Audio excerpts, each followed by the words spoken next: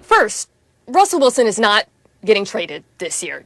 Not just for football reasons, but for financial ones. The monumental dead cap hit, it would be bonkers for Seattle. That said, while his comments probably didn't make him the most popular guy in the locker room, they do have some validity. This organization, outside of trading for Dwayne Brown, the left tackle who's been excellent, has not done a good job of building this offensive line through free agency or the draft. Over the last 5 years, in week 1, Seattle has started 4 different left guards and 5 different right guards. That's an unsustainable amount of turnover. Now, that said, Tony, Russell Wilson himself is not entirely blameless. His style of quarterback play does invite a lot of pressure. It's a good reason why sacks are not a smart way to evaluate offensive line play. He's held the football the second longest time in the NFL, behind only Deshaun Watson, a quarterback who also gets sacked a lot. But and speaking of Watson, if Seattle doesn't want to get into that territory next year or in years to come, they should address this position group this offseason. They would be wise to do so because it has been an area of weakness for them, and it was certainly exposed as one against the Rams in the playoffs versus Aaron Donald. Emily Kaplan, hearing Russell Wilson the last couple of days now voice his frustration. How should Seattle feel about that?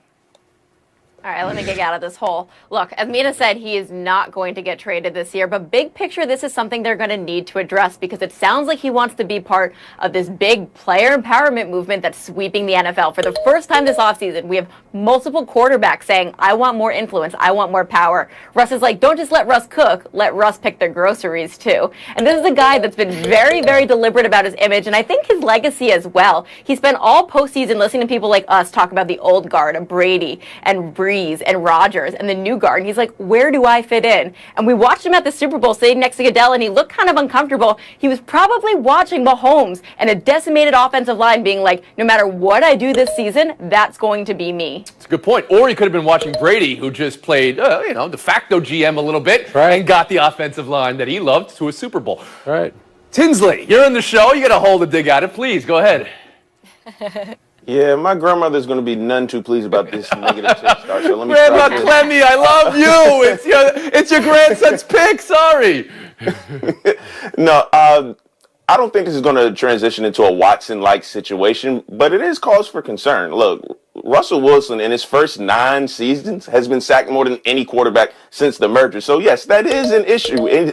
But I think this is about what we all strive for in some capacity, in some way. This is about power and control. He doesn't want to just be paid like a franchise quarterback. He wants the responsibilities that come with it. And we all know the phrase football is a team sport, but the ultimate measure of a team's success largely is relegated on this quarterback. So he was like, look, if all the pressure is going to be on me to bring another Super Bowl back to Seattle, let me have something to say so in it as well. And Frank Isola.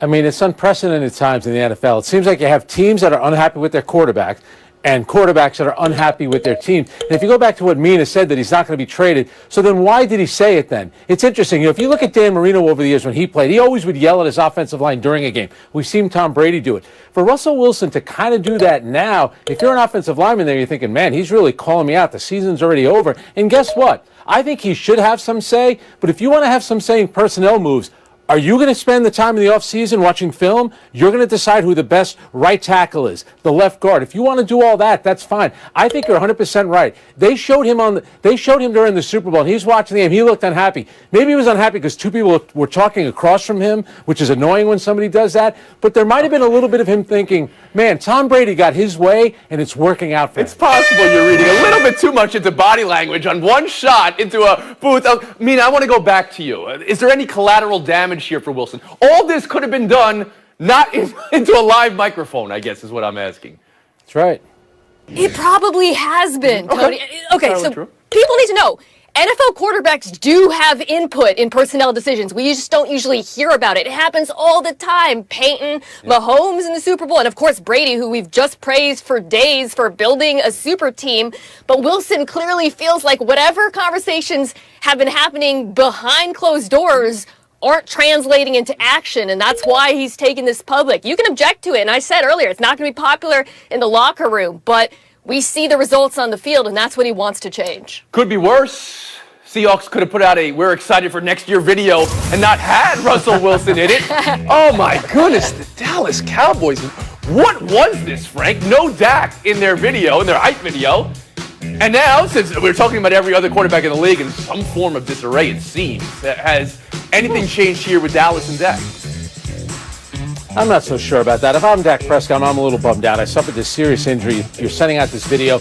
But you did have the communications director of the Cowboys say, you know what, to think that it was done purposely, and I will say this about a lot of organizations, the marketing department isn't always hooked up with the operations, the football operations, and also the coaching staff. I'll give you an example. Did you watch Miami play the Knicks last night? Those awful uniforms both teams were wearing. The Miami Heat are wearing those gender reveal uniforms. You think Pat Riley signed off on that, or it just probably happened without him knowing about it?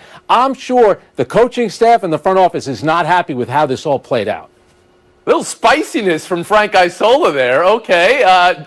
Tinsley, go anywhere you want with this, but specifically about Dak Prescott and the relationship with the Cowboys. After you watch that video.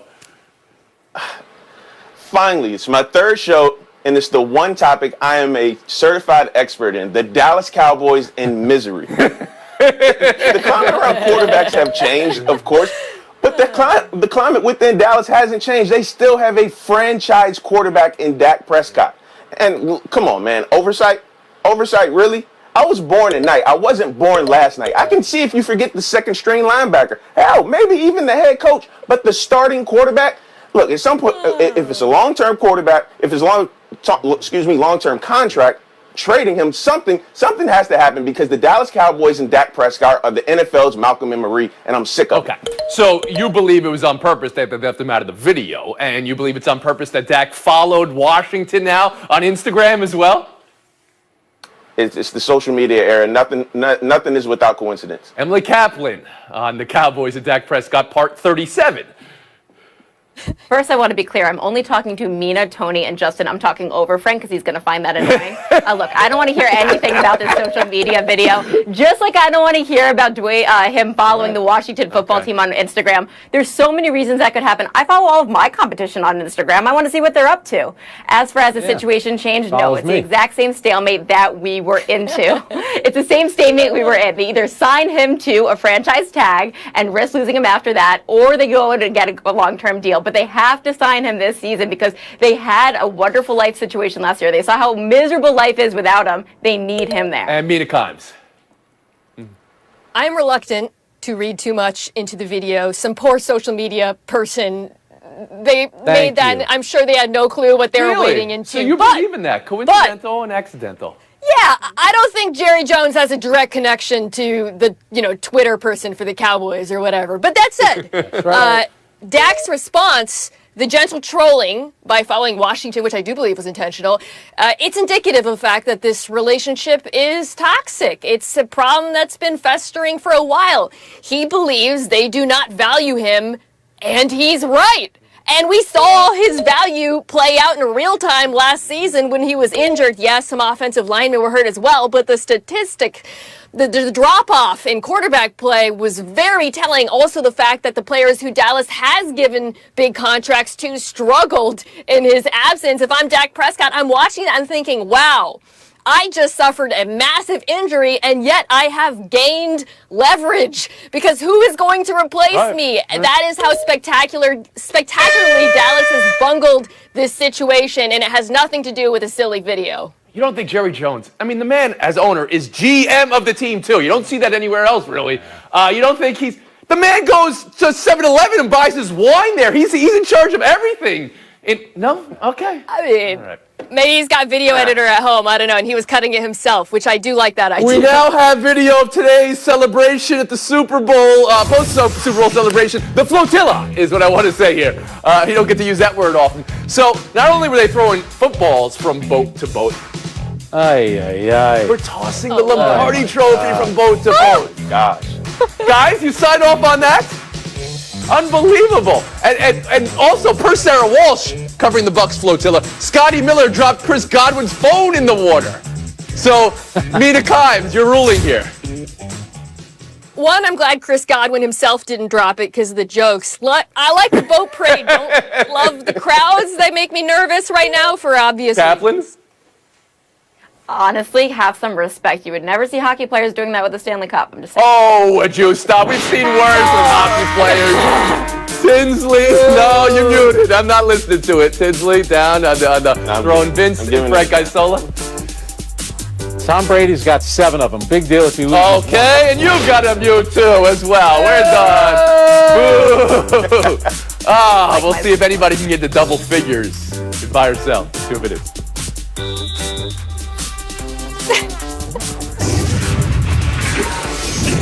Kaplan, tell everybody at home what you just told us that you once so happened in the exalted Stanley Cup. I saw a baby poop in it once, but players would still never ever throw it over a body of water. You see, that's why you can't say, Babies can't control Tom Brady themselves. ain't doing that. Not Tom Brady's kid. Buy or sell, we go. 13 games played at Dallas's American Airlines Arena this season with the Mavericks. The team has not played the national anthem before any of them. We know this because Mark Cuban has acknowledged it after the Athletic reported on it. Cuban says it was at his direction. The NBA came out with a statement saying that was unique circumstances. The team's and pregame operations during COVID are different, so we allow that. But going forward, the NBA says all teams, now that they're welcoming fans back in the arena, will have to play the anthem, and Mark Cuban has said he will go along with that and play the anthem before Mavericks games. Mina Kimes, first to you. How do you consider it all? I think it's very telling that this was happening for 13 games and no one noticed, Tony. It reminds me of how until the anthem became politicized, many people didn't even notice whether or not it was played before games, and suddenly it became a hot and button issue. And I find it frustrating that we're still having this debate over whether or not a song is played, when in fact the original protest started by Colin Kaepernick, it wasn't of the song itself or what it represents to, veterans. It was over issues like police brutality and systemic racism that he wanted to draw attention to during the song. And yet here we are not talking about those issues and talking about the song again. Emily Kaplan. Yeah, the anthem has been institutionalized in sports, but that doesn't necessarily mean it's right. We don't play it in front of other entertainment events, concerts, plays, this show. I was really hoping that Cuban getting rid of it would help normalize us not playing the anthem. And the truth is, if we play the anthem less, it would have much more of an impact when we do play it. Justin Tinsley, hearing the NBA come out today saying, we now know you weren't playing the anthem and all teams should be playing the anthem, and hearing Mark Cuban say, I will play the anthem. How do you read it all? Like Emily said, I was hoping that Mark Cuban was going to normalize not playing the anthem because I don't think it's necessary in sports. The original point of this protest was not about the anthem, was not about the troops. It was to hold a mirror to America, and America, they don't want to look in that mirror. I've long had a beef with saying the Pledge of Allegiance in school because I would have to say it in school and then go learn about 1700s, 1800s America and the Civil Rights Movement and Jim Crow, and a lot of it seemed counterintuitive and anti-symbolic. And I do feel like the national anthem has been the most divisive song in America over the last couple of years. People don't want to have the necessary conversation about this song. People don't even talk about the third verse from the national anthem and how grotesque that is. So it's an exhaustive conversation. And Frank Isola, the position the NBA is in right now, and having to put it down on paper saying, I want teams to stand or be out for the national anthem, you say?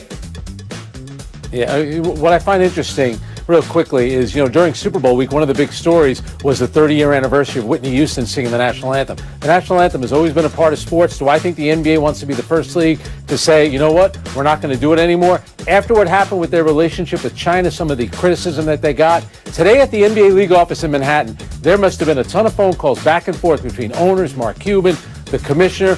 Maybe one day this will happen. The NBA today is not going to be that. Would you say the NBA is walking a tightrope here that's going to lead to something in the future? I don't know. That could be a possibility. Remember this, too, and Mina mentioned that they hadn't been playing it in Dallas.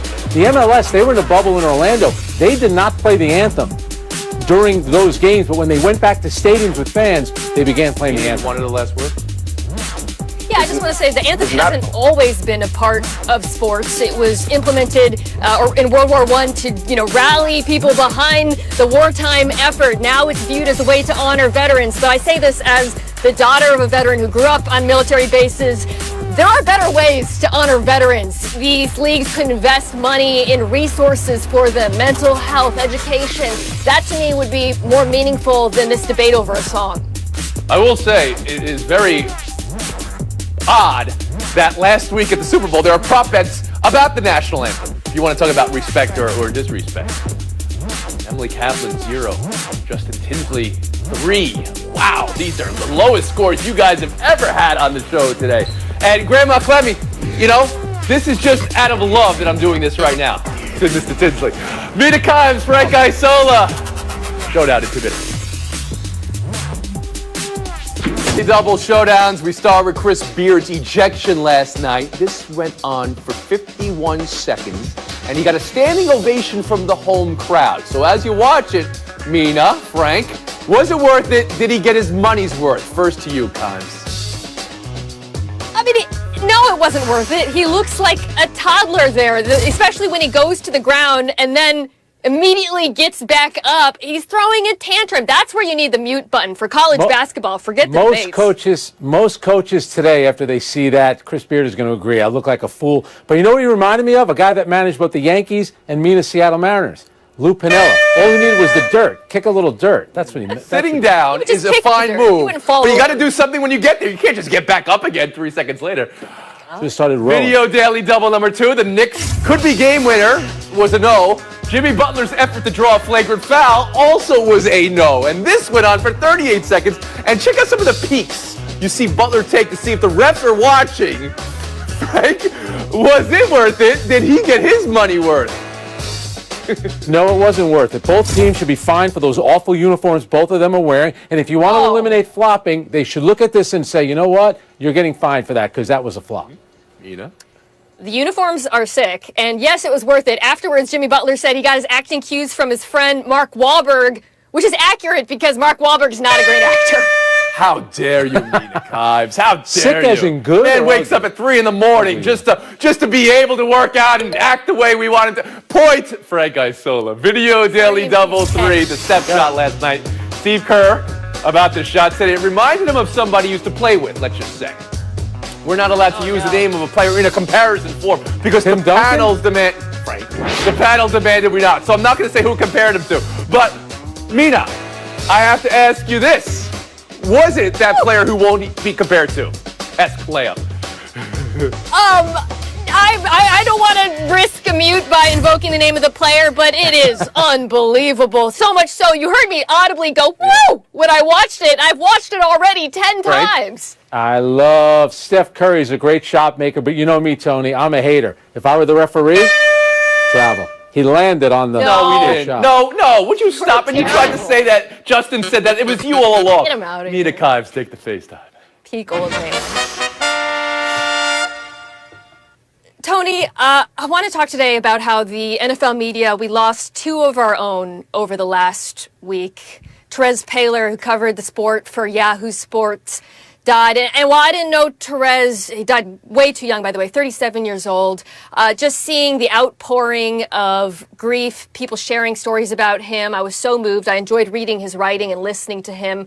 We also lost Chris Wessling, who wrote about football beautifully for the NFL Network and was on the Around the NFL podcast. He was a friend of mine, and I last saw him at the Super Bowl last year. Just a wonderful soul, a father, and both will be missed greatly by all of us who cover this sport. Much love to their families and friends.